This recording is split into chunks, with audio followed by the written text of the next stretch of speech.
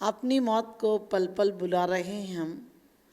इस घर में ना रह पाएंगे, लेकिन फिर भी गगनचुंबी महल बना रहे हैं हम। ये महल नहीं मरघट हैं, ये महल नहीं मरघट हैं। इसमें घट घट के प्राण निकलते हैं, इसमें घट घट के प्राण निकलते हैं। 4 दिन रहने की खातिर, 4 दिन रहने के खातिर महल को सजा रहे हैं हम लोग।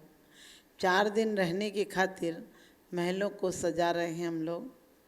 वास्तव में जितनी लगन से हम मकान को बनाते हैं, इतनी लगन से आत्मा के परिणामों को बनाने की कोशिश करें।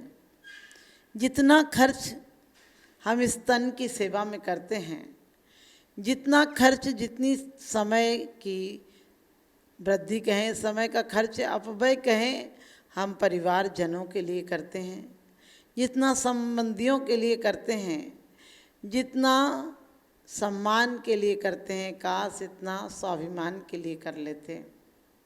हर आदमी मौत से डरता है, मौत से भागता है, सोचता है किसी कारण से कि हम मौत से बच जाएं।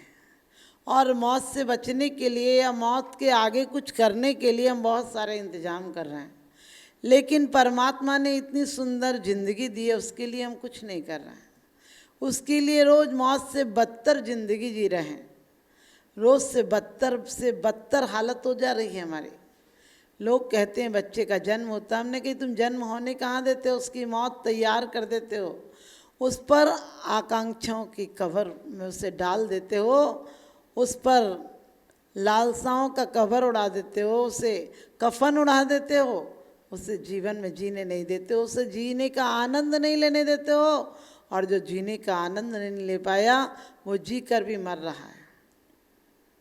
रोज़ तन को सजा रहे हैं लोग, रोज़ आज मकान को सजा रहे हैं, रोज़ अपनी गाड़ियों को नहीं ला रहे हैं, रोज़ बड़े बड़ी पढ़ाइयों को करा रहे हैं, लेकिन फिर भी जीवन में शांति आई क्या?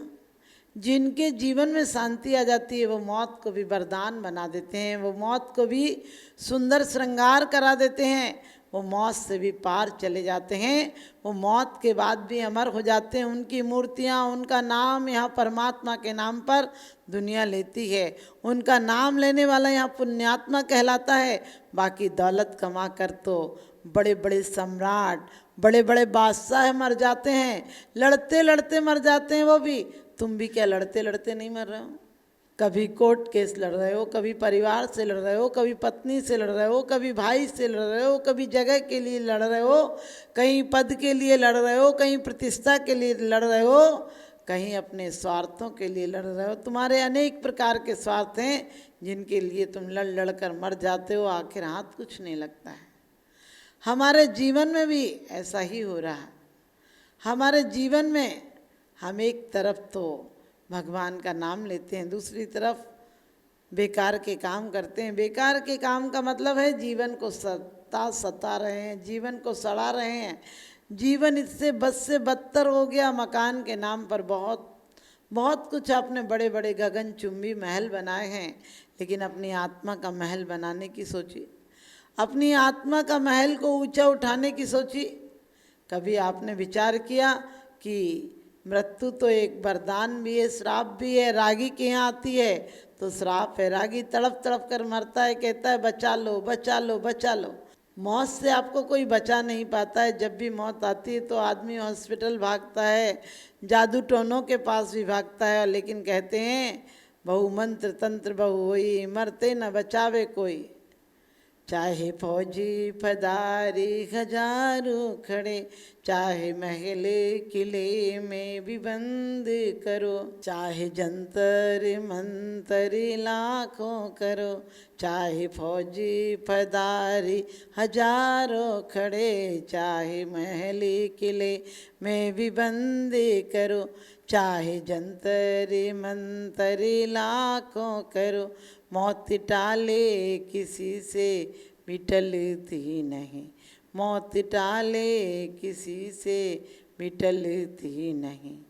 क्या कहते हैं? चाहे जंतर मंतर लाखों करो, चाहे महल किले में भी बंद करो, मौत टाले किसी से भी टलती नहीं। यानी वाकई में मौत नहीं टलती है, लेकिन मौत टल सकती है, मौत भली हो सकती है, मौत बुरी नहीं है, मौत दहशत का मामला नहीं है, मौत तो साहसियों का काम है।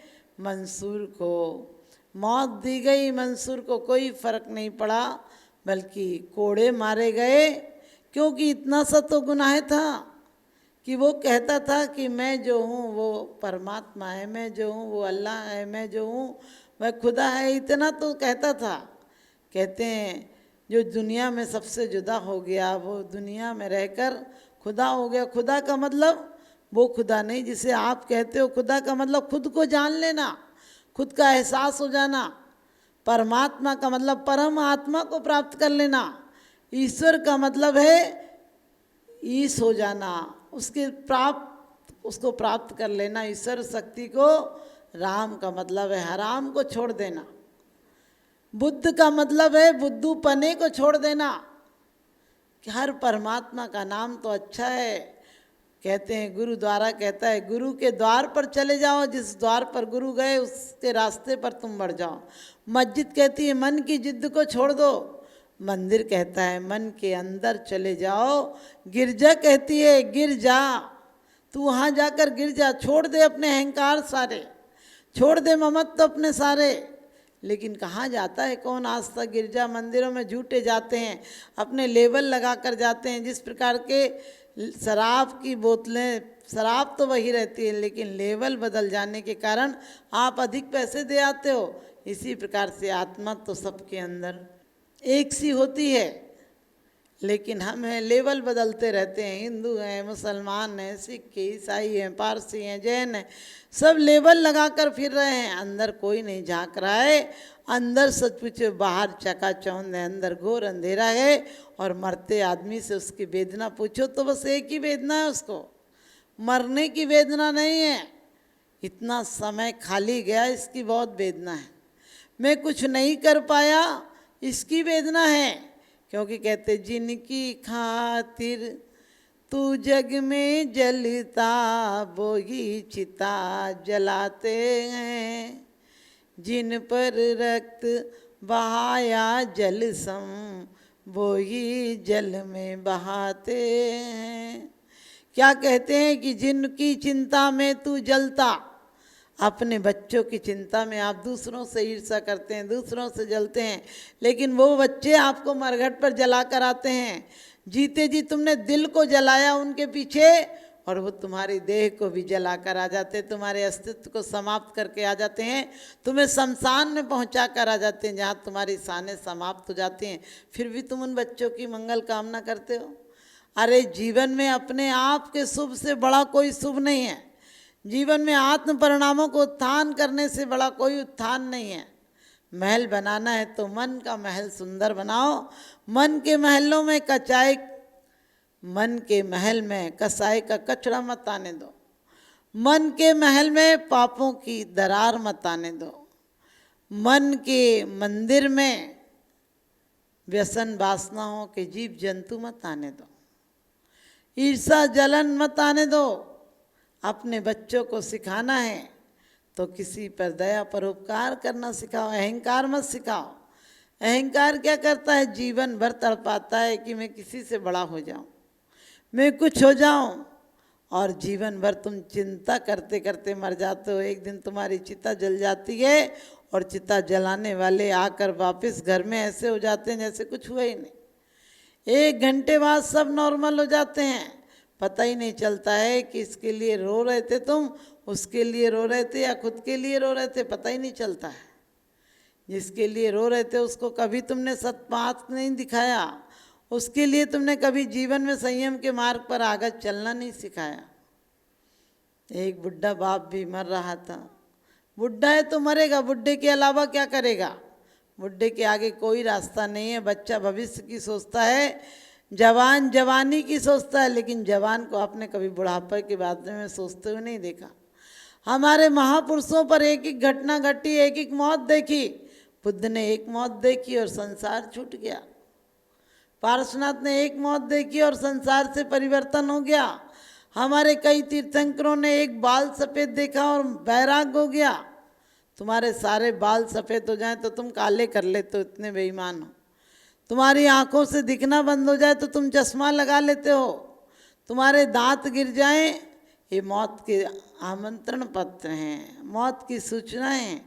तुम्हारे दांत गिर जाएं तो तुम दूसरे दांत लगवा लेते हो, तुम्हारे घुटने खराब हो जाएं तो दूसरे घुटने बदलवा लेते हो, तुम्हारी आंत खराब हो जाए तो तुम आंत बदलवा लेते हो, किडनी बदलवा लेते हो, लीवर बदलवा लेते हो।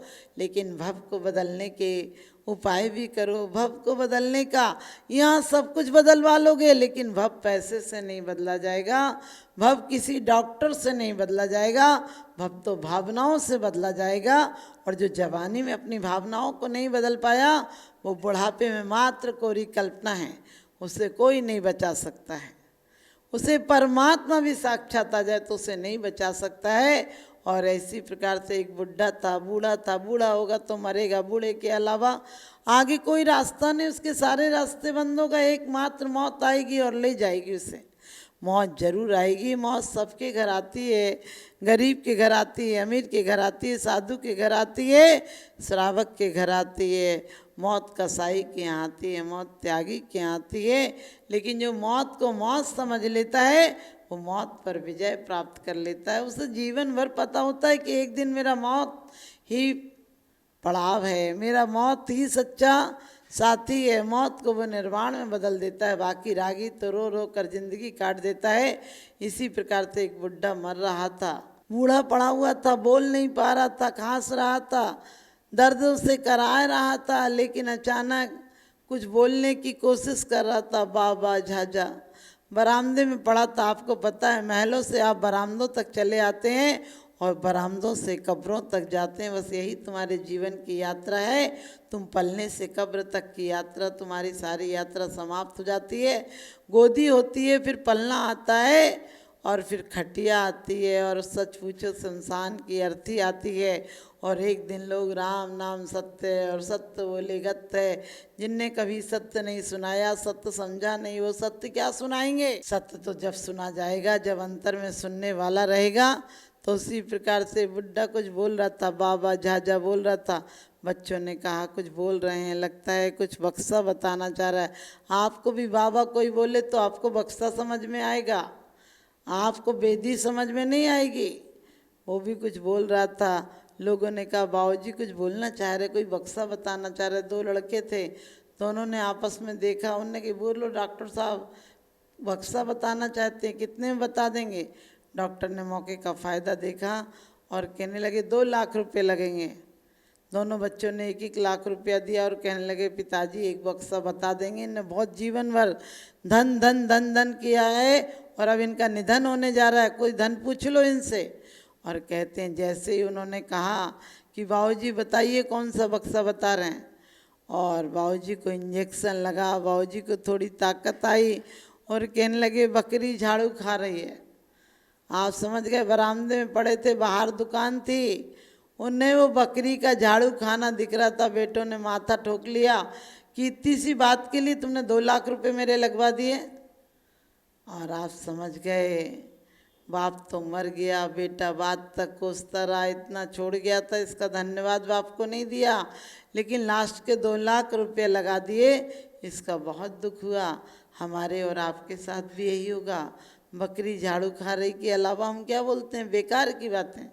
आज मौसम अच्छा, आज किसके घर क्या हुआ, आज वो क्या कह रही थी, आज किसके दाम कितने हैं, कौन सी चीज़ कहाँ मिल रही, क्या होगा, ये बकरी झाड़ू खाने से ज़्यादा शब्द नहीं है। इसलिए शब्दों को महत्व दो, मौत को पहचानो, मौत से निर्वाण तक जाने की यात्रा प्रारंभ करो तो आपका जीवन सफल हो जाएगा।